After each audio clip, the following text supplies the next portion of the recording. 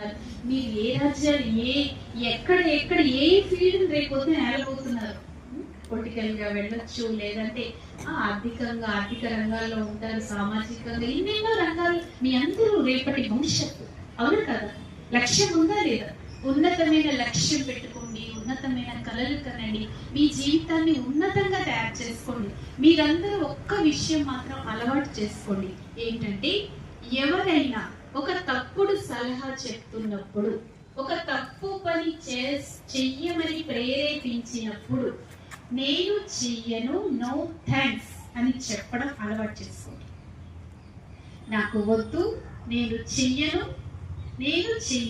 No, ఇది నేను చెయ్యను అని చెప్పగలనా? చెప్తాను. తప్పుడు పనికి ఎవరు ప్రేరేపించినా సరే, అది మీకు ఎంత ఇష్టమైన వాళ్ళైనా సరే. ఫ్రెండ్ అంటే ఎవరంటే ఒక స్నేహితుడు, మంచి స్నేహితులు ఉంటారు. మనం పడిపోయినప్పుడు మనం లేవనెత్తి, మనకి సరైన గైడెన్స్ ఇచ్చి, మనల్ని చాలా మంచిగా సహకరించి, మనల్ని ఒక మంచి స్థానంలో పెట్టే స్నేహితులు ఉంటారు. కానీ కొందరు స్నేహితులు ఉంటారు, వాళ్ళు పడిపోతూ మనల్ని పడేసి మనల్ని కూడా పక్కదారిలో తీసుకెళ్తారు. అలాంటి ఫ్రెండ్ దగ్గర మాత్రం దూరంగా ఉండాలి. ఎందుకంటే మనం ఎలాంటి సాంగత్యం చేస్తామో అలాంటి రంగు తప్పకుండా పడుతుంది. ఇప్పుడు అందరికి కూడా ఎడిక్షన్ అంటే మొబైల్ అని ఎందుకు అంటున్నారంటే, అన్నిటికన్నా ఎక్కువ ప్రభావం మన కళ్ళతో మనం ఏదైతే చూసామో అది మన లోపలికి, చెవులతో విన్నదంత ప్రభావితం చేయదు, కానీ కళ్ళతో చూసింది మైండ్ లోకి వెళ్తుంది.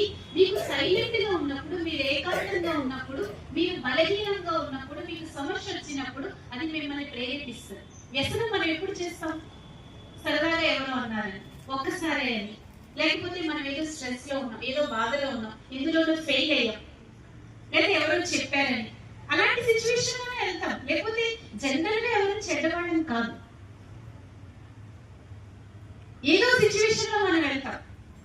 కాబట్టి అందరూ కూడా అటెన్షన్ పెట్టుకోండి.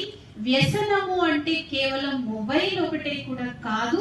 అధికంగా నిద్రపోవడం, అధికంగా తినడం, అధికంగా ఫ్యాషన్ చేయడం, అబద్ధాలు ఆడడం, మోసం చేయడం, దొంగతనం చేయడం, ఇక్కడగా అక్కడ చెప్పడం, అధికంగా ఆలోచించడం, ఎక్కువగా దుఃఖి అయిపోవడం, అధికంగా రియాక్ట్ అయిపోవడం, ఎక్కువగా ఫీల్ అయిపోవడం, ర్యాష్ గా ఉండడం, ర్యాష్ గా సమాధానం చెప్పడం, ఇవన్నీ కూడా ఎడిక్షన్స్.